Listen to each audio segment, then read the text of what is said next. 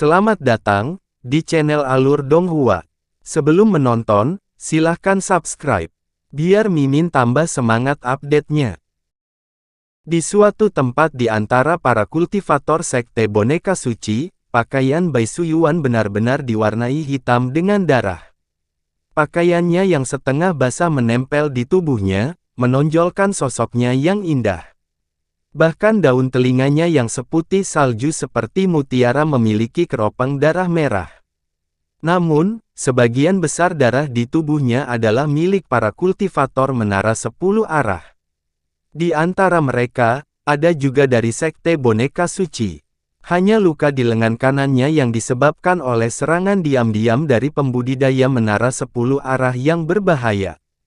Pukulan itu awalnya ditujukan ke jantungnya, tetapi pada saat kritis, berkat jimat persik yang diberikan Bai Fengyi padanya, hanya satu lengannya yang terluka, dan nyawanya diselamatkan. Dia mundur ke tengah kerumunan dan mengkonsumsi pil terakhir untuk memulihkan kekuatan magisnya. Saat dia menyerap kekuatan obat, dia tidak lagi merasakan ketakutan dan kegelisahan yang dia alami di awal.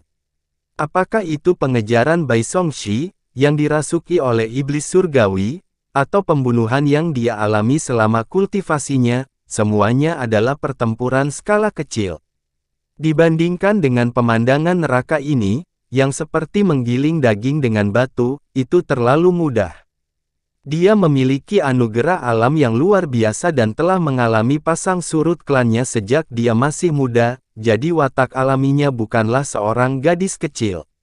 Pertarungan berdarah pada saat ini bahkan telah merangsang sisi dingin dan tegas dari wataknya, dan setelah pertempuran berturut-turut, hal itu malah menyebabkan kemacetan kultivasinya yang telah tertahan di tempat yang sama menjadi sedikit mengendur. Bai Suyuan percaya bahwa jika dia bisa melewati ini dengan aman, dia hanya perlu berkultivasi tertutup selama 10 tahun dan dia akan bisa membuat terobosan. Namun, apakah dia bisa melewati ini dengan aman? Matanya yang indah bersinar dengan jejak kabut saat dia melihat ke langit. 10.000 kaki di atas langit, di tengah awan gelap, ada sebuah lubang besar yang lebarnya ratusan kaki.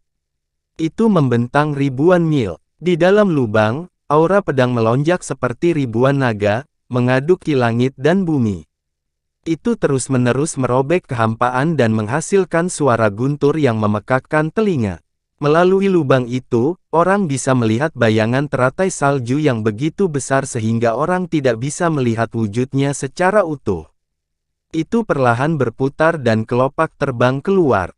Di kelopak, cahaya putih berkumpul seperti bintang dan memancarkan gelombang-gelombang yang mengejutkan. Siluet pedang yang sangat besar berdiri di tengah cahaya putih berbintang, terus-menerus mengeluarkan suara dentang yang tajam. Namun, itu tidak dapat menekan, juga tidak dapat menembus teratai salju. Keduanya menemui jalan buntu. Yunni seperti bunga teratai saat dia berdiri dengan anggun di tengah bayang-bayang bunga. Tangannya membentuk segel saat suara nyanyian lembut yang memabukkan terus-menerus keluar dari mulutnya. Warna merah muda bahkan muncul di matanya, menyebabkan seluruh tubuhnya tampak tertutup lapisan cahaya pagi yang kabur dan bayangan bunga, menyebabkan orang lain jatuh cinta dan melupakan diri mereka saat melihatnya. Saat dia terus bernyanyi, wanita bertelanjang kaki yang tak terhitung jumlahnya terbang keluar dari putik. Mereka menginjak kelopak teratai salju dan melompat ke langit. Di atas seluruh lapisan awan, di dalam cahaya kabur, sebuah lukisan raksasa terbentang. Di dalam lukisan itu, sebenarnya ada ratusan wanita bertelanjang kaki, dengan pita melilit pinggangnya, menari di udara.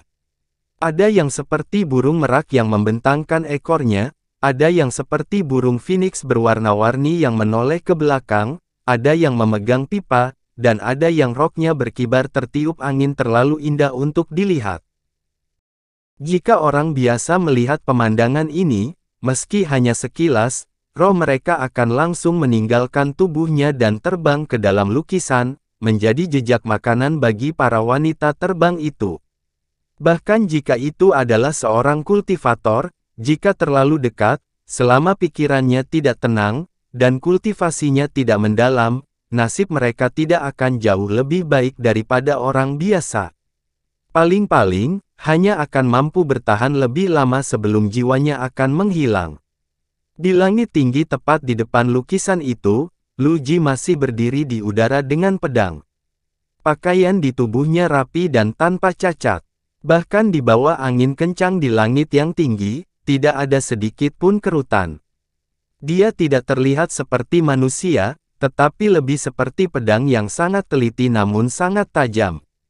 Tampaknya tidak ada angin di dunia yang dapat menimbulkan riak sekecil apapun di tubuhnya. Matanya sama sekali tidak melihat lukisan di langit. Sebaliknya, tertuju pada Yunni dalam bayangan teratai salju. Lapisan merah muda samar sudah muncul di mata kirinya, tapi mata kanannya masih sejelas sebelumnya, tanpa perubahan sedikit pun. Di atas lautan ribuan mil jauhnya, pedang emas bintang 9 yang panjangnya lebih dari 10.000 kaki bersinar di langit. Itu bersinar terang, dan menebas ke arah pria yang terluka di laut. Dimanapun pedang emas itu lewat, kehampaan bergetar. Di lapisan bayangan pedang emas, bintik-bintik cahaya putih menyala muncul, seolah-olah langit berbintang keemasan yang menyilaukan masih ada. Hanya dua dewa sejati yang benar-benar menghentikanku begitu lama. Cukup bagimu untuk menyombongkan diri, tetapi kamu tidak akan memiliki kesempatan ini. Pakaian pria yang terluka itu robek, tetapi ada sedikit senyum sinis di sudut matanya. Dia melambaikan tangannya, dan bendera hitam lebar setinggi lebih dari 10 kaki muncul di telapak tangannya. Ada banyak kerusakan pada bendera. Di tengah bendera, ada sekelompok pola berputar-putar yang disulam dengan benang sutra keemasan, dikelilingi oleh rune sederhana, yang memancarkan semburan aura tirani yang menakjubkan. Dia memegang erat tiang bendera dengan kedua tangan, dan setelah melantunkan beberapa saat, dia melambaikannya. Permukaan luas bendera hitam berkibar keras seperti ombak di laut.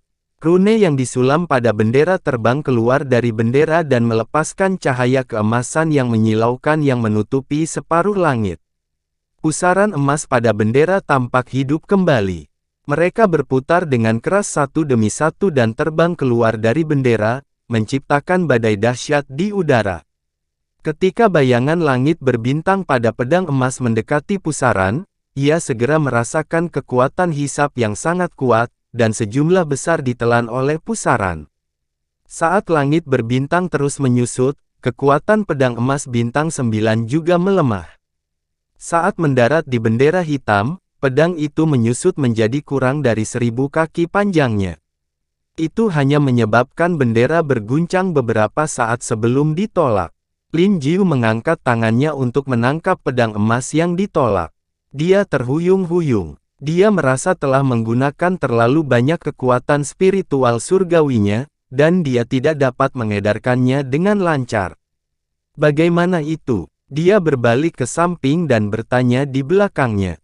Sudah waktunya. Kamu harus pulih dulu. Bai Fengyi berdiri berkata, ketika dia dan Lin Jiu bergabung untuk menyerang pria yang terluka itu, pria itu dengan sengaja mengungkapkan celah untuk memancingnya maju untuk menyerang. Pada akhirnya, bahu kirinya terkena gelang emas. Meskipun dia dilindungi oleh harta karun itu, kekuatan spiritual surgawi di tubuhnya langsung menghilang, dan dia tidak dapat menggunakannya untuk sementara waktu. Untungnya, Lin Jiu melindunginya tepat waktu, dan dia memiliki kesempatan untuk mengambil ramuan untuk pulih dari lukanya. Pada saat itu, bahu kirinya dan lengan bajunya telah robek. Bahkan bagian depan bajunya robek, memperlihatkan kulitnya yang putih. Di depan dadanya, lapisan pita putih terlihat terbungkus di bawah tabung atas biru aqua, secara paksa menekan pemandangan megah yang seharusnya ada di dadanya beberapa derajat. Dia bertukar posisi dengan Lin Jiu dan berdiri di depan pria yang terluka itu. Lin Jiu mengeluarkan 2 ramuan dan melemparkannya ke mulutnya, mencoba yang terbaik untuk menyerap ramuan itu. Pria yang terluka itu mengejek dengan dingin. Saat dia hendak terbang ke depan, ekspresinya tiba-tiba berubah, dan dia berbalik untuk melihat ke arah pulau utama Sekte Boneka Suci. Setelah merenung sejenak, dia melambaikan tangannya dan menyimpan bendera hitam itu. Tubuhnya menyala, dan dia menghilang dari tempat itu. Oh tidak, ketika Bai Fengyi melihat ini, dia tidak repot-repot memanggil Lin Jiu dan buru-buru mengejarnya. Jika dia tidak bisa menahannya, dia akan memiliki kesempatan untuk bergabung dengan pria yang memegang pedang. Kemudian, Tuan Yunni akan berada dalam bahaya. Namun, dengan kultivasi dewa sempurnanya, bagaimana dia bisa mengejar Dewa Emas? Dalam sekejap mata, pria yang terluka itu telah tiba di samping pria yang memegang pedang. Ketika pria yang terluka itu melihat pemandangan aneh di depannya, jejak kewaspadaan melintas di matanya. Ketika dia melihat pemandangan aneh di mata pria yang memegang pedang itu, dia mengeluarkan teriakan aneh. Rekan Taois, teguran rendahnya sepertinya datang dari lubuk tenggorokannya. Itu rendah sampai ekstrim, tapi sangat tajam. Saat pria pengguna pedang itu mendengar ini, warna merah jambu di mata kirinya berkilat, dan seperti air pasang, warnanya surut. Pada saat yang sama, matanya menjadi jernih. Saat dia melangkah maju, pedang panjang di tangannya tiba-tiba menyapu, dan jari-jari tangannya yang lain menyapu bilah pedang. Segera, pedang putih salju Qi menyembur keluar dari pedang panjang, berubah menjadi naga putih yang melilit pedang dan melonjak terus-menerus. Langkah ini sepertinya merupakan langkah yang tiba-tiba, namun nyatanya sudah terakumulasi sejak lama. Baru saja, dialah yang bersiap untuk menyerang lebih dulu. Namun, pada saat genting, dia terkena skill rahasia Yunni. Oleh karena itu, dia tidak dapat menggunakannya dan telah menekannya sampai sekarang. Namun, karena dia telah menekannya untuk waktu yang lama, kekuatan yang terakumulasi pada pedang menjadi lebih ganas. Raungan naga yang jelas terdengar. Pedang Qi seputih salju yang panjangnya ribuan kaki merobek kehampaan dan menebas langit. Naga putih yang melilit pedang tiba-tiba tumbuh 100 kali lebih besar, dan semuanya menggeliat dan menerkam ke arah Yunni. Di atas surga ke-9, angin dan awan berubah dengan hebat, angin menderu, dan awan gelap melonjak. Ribuan naga samar-samar terlihat di antara mereka, dan momentum mereka sangat luar biasa. Yunni yang berada di bawah bayang-bayang teratai salju melihat semua ini. Meskipun ekspresinya tidak berubah, dia tidak bisa menahan nafas dalam hatinya. Jika seorang kultivator biasa di tahap Dewa Emas dikonsumsi oleh Illusionary Woman Flying Picture miliknya, dia pasti sudah lama kehilangan akal sehatnya. Bahkan jika dia tidak dikendalikan olehnya, dia akan menjadi boneka yang tidak bisa bergerak, dan tidak memiliki kekuatan untuk bertarung lagi. Namun, kegigihan pria yang memegang pedang itu jauh di luar dugaannya. Meskipun dia tampaknya baru saja terkena teknik rahasianya, dia telah menyegel keenam indranya dan melindungi pikirannya pada saat pertama. Bahkan jika pria yang terluka itu tidak menyela, setidaknya butuh 1/4 jam baginya untuk memenjarakannya secara paksa. Jika dia berhasil, dia akan dapat membebaskan tangannya untuk mengusir pria yang terluka itu, dan krisis di sini mungkin akan teratasi. Melihat naga perenang cahaya pedang bergegas dengan perkasa, bibir Yunni bergerak sedikit. Mulutnya bernyanyi pelan, dan warna merah muda di matanya berangsur-angsur berubah menjadi warna emas pucat. Aura di sekujur tubuhnya juga mengalami perubahan drastis. Dalam gulungan besar yang tinggi di langit, pakaian warna-warni dari hampir 1000 wanita bertelanjang kaki berangsur-angsur kabur dan berubah menjadi baju besi emas. Pipa, harpa, dan alat musik lainnya di tangan juga berubah menjadi vas penekan setan, alu penakluk setan. Musik yang memabukkan dan dekaden yang semula menyebar juga menjelma menjadi suara Sanskerta yang memenuhi langit. Dalam sekejap, seluruh gulungan itu bersinar dengan cahaya keemasan, memberi orang aura yang khusyuk dan bermartabat. Dharma Maiden Siang Tian, arai bunuh semua roh. Mata Yunni penuh dengan cahaya keemasan, dan dia berteriak keras. Setelah kata-kata itu keluar, para gadis Dharma berbaju besi emas pada gulungan besar semuanya meninggalkan gulungan itu dan terbang keluar. Di atas barisan, seorang Dharma Maiden yang tingginya ribuan kaki terkondensasi. Wajahnya 70% mirip dengan Yunni, tapi kurang menawan. Itu mengenakan baju besi emas dan memegang pedang emas padat di tangannya. Itu menebas pedang naga cahaya pria dengan pedang itu. Di bawah bimbingan pedang emas, awan emas di langit melonjak ke arahnya, bertabrakan dengan cahaya pedang seputih salju. Di langit, raungan berlanjut, dan cahaya keemasan meledak. Awan gelap asli semuanya diwarnai menjadi warna emas pucat. Hembusan angin bertiup kemana-mana, dan naga seputih salju meraung sembarangan. Di alun-alun pulau utama di bawah, hampir semua orang dikejutkan oleh pemandangan luar biasa ini. Mereka semua berhenti berkelahi dan menatap langit pada saat bersamaan. Setelah beberapa saat menemui jalan buntu, naga seputih salju akhirnya menerobos cahaya keemasan dan bergegas menuju sosok Dharma emas. Semburan guntur terdengar, dan sosok Dharma emas terbelah dari tengah. Itu runtuh pada saat yang sama dengan naga seputih salju, meledak menjadi cahaya seperti bintang. Hanya terdengar seperti sutra yang terkoyak. Gulungan besar di langit, yang sudah kosong, tiba-tiba terkoyak dari tengahnya. Itu menyusut dengan cepat di tengah kilatan cahaya keemasan, berubah menjadi dua bagian dari gulungan yang melayang ke bawah. Dada Yunni menegang. Dia menahan darah yang mengalir ke tenggorokannya dan mengambil kembali gulungan yang rusak itu. Pada saat ini, Bai Fengyi juga bergegas ke sisinya. Dia dengan cepat menyapanya dan bertanya dengan prihatin, "Guru, apa kabar?" Tidak ada yang serius. Yunni memaksakan senyum dan melambaikan tangannya. Ketika Bai Fengyi melihat sorot matanya, ekspresinya menjadi gelap dan dia menghela nafas dalam hatinya. Dia tahu bahwa gurunya telah mencoba yang terbaik, dan sekte boneka suci tidak dapat diselamatkan. Namun, pada saat ini, dia merasa lega. Dia mengungkapkan senyum menawan dan berkata, "Guru, ambil Suyuan dan pergi. Saya tidak menyesal dalam hidup saya untuk memiliki guru seperti Anda." Ekspresi Yunni suram. Dia membuka mulutnya tetapi tidak bisa mengatakan apa-apa. Dia hanya bisa terbang ke alun-alun bersamanya. Tinggi di langit, ekspresi pria pembawa pedang itu sedikit rileks ketika dia melihat ini. Dia berbalik dan berkata kepada pria yang terluka itu, "Terima kasih. Rekan Lu Ji, aku tidak tahu apa yang sedang dilakukan Zhong Luan." Dia tiba-tiba meninggalkan pulau utama dan berada di luar jangkauan indera dewaku. Pria yang terluka itu melambaikan tangannya dan berkata, "Dia seseorang yang kamu temukan. Tidak mungkin dia mengambil boneka abadi yang tidak lengkap secara mendadak, kan?" Ekspresi Lu Ji sedikit berubah.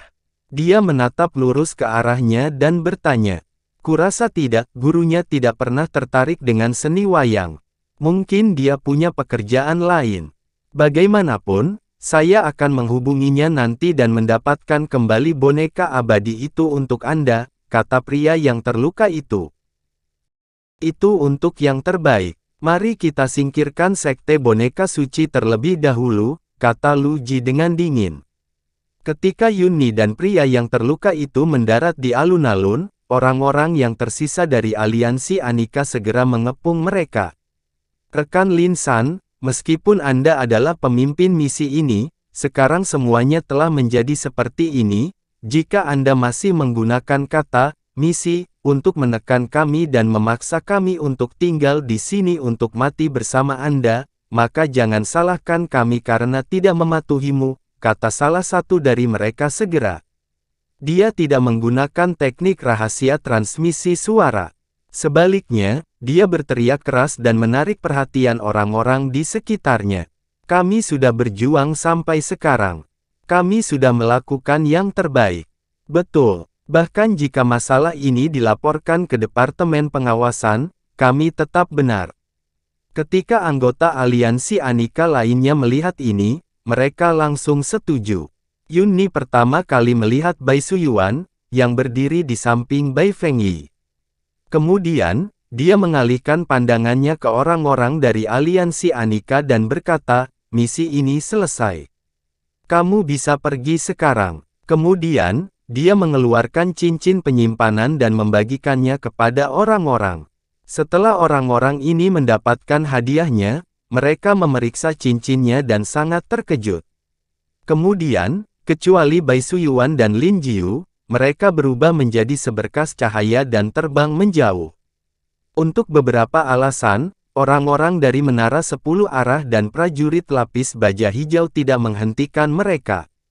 Segera, hanya Yunni dan orang-orang lain dari Sekte Boneka Suci yang tersisa di alun-alun. Tatapan Lin Jiu beralih antara Yunni dan Bai Suyuan sejenak. Dia tampak ragu-ragu. Kamu juga harus pergi. Yunni menghela nafas dan berkata padanya. Setelah hening sejenak, Lin Jiu menangkupkan tinjunya dan terbang menjauh dalam seberkas cahaya. Puluhan ribu mil jauhnya dari pulau utama Sekte Boneka Suci, di wilayah laut kosong di atas samudera badai petir. Tiba-tiba, guntur bergemuruh dan kilat menyambar di langit. Pilar petir setebal tangki air turun dari langit dan menghantam laut di bawah. Itu menyebabkan air laut bergolak dengan keras. Ombak besar melonjak dan bercak besar kabut putih naik. Kemudian, sesosok muncul dari petir dan berdiri di permukaan air. Orang ini tinggi dan wajahnya ditutupi topeng lembu hijau.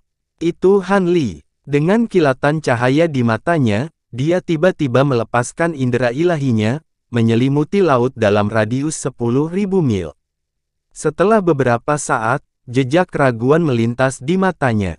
Mungkinkah aku salah menebak? Dia sebenarnya tidak mengejar. Itu tidak benar, Han Li bergumam. Kemudian, dia mengerutkan kening dan melihat ke depannya, di permukaan laut 100 mil di depannya, riak muncul di kehampaan.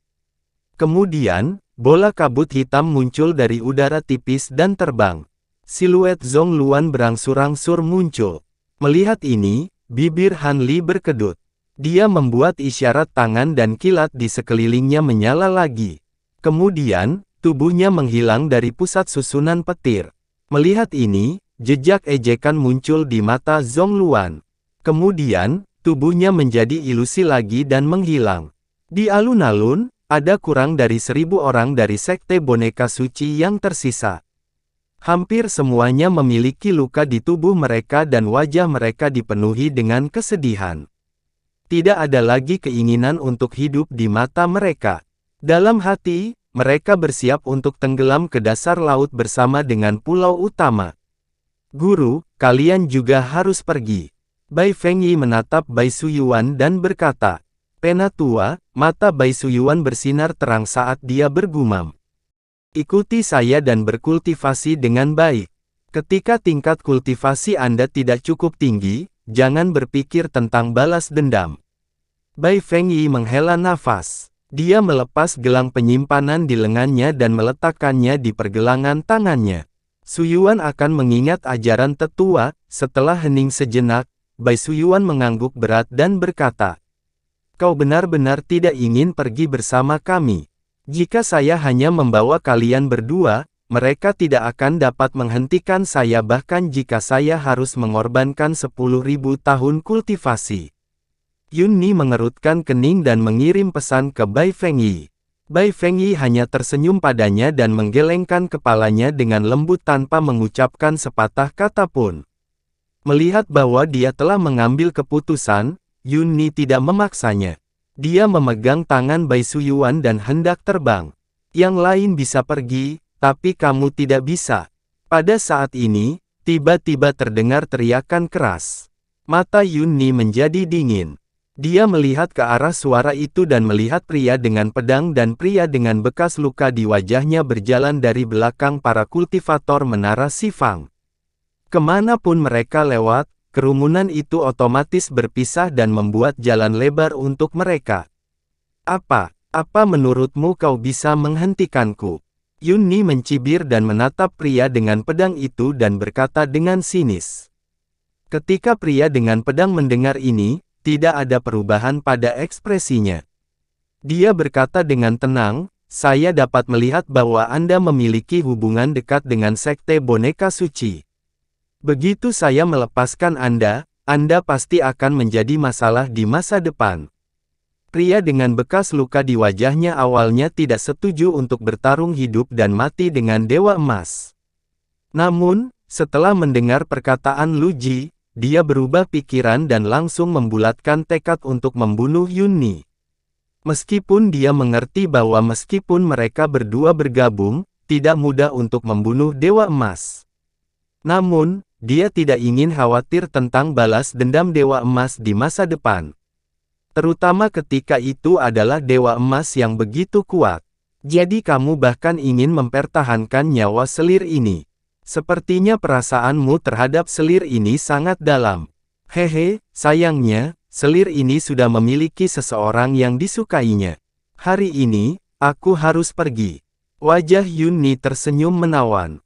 Dia mengangkat tangannya dan dengan lembut membelai rambut di pelipisnya. Tiba-tiba, dia menunjukkan segudang ekspresi genit. Para kultivator paviliun 10 arah yang bercampur di antara para prajurit kacang lapis baja tampak bingung, wajah mereka dipenuhi dengan kegilaan. Hei, kamu masih tidak lupa untuk menggunakan Art of Charm saat ini. Pria dengan bekas luka di wajahnya berteriak dan menegur. Teriakan ini tidak keras, tapi terdengar jelas oleh orang-orang di menara 10 arah. Semua orang bergidik dan segera bangun. Mereka tidak berani melihat Yun Ni lagi, dan hati mereka dipenuhi rasa takut yang masih tersisa. Jika bukan karena teguran rendah dari pria terluka yang mengguncang jiwa, mereka mungkin akan dikendalikan oleh wanita itu secara diam-diam dan menjadi bonekanya. Aku tidak bisa menahannya. Jumlahmu terlalu banyak. Aku harus memikirkan cara untuk meminjam beberapa orang darimu, kata Yun Ni sambil terkekeh. Dia terlihat santai di permukaan, tetapi di dalam hatinya, dia sudah berencana untuk mengaktifkan skill rahasia yang sangat berbahaya bagi kultivasinya. Guru, kami akan menahan mereka untukmu. Kamu hanya perlu pergi. Mata Bai Fengyi sedikit menyipit dan berkata, haha, kamu benar-benar membual tanpa malu-malu dengan sekelompok kecil prajurit yang kalah. Pria dengan bekas luka di wajahnya tertawa terbahak-bahak. Sebelum Bai Fengyi bisa mengatakan apa-apa, suara yang sangat keras tiba-tiba terdengar di langit.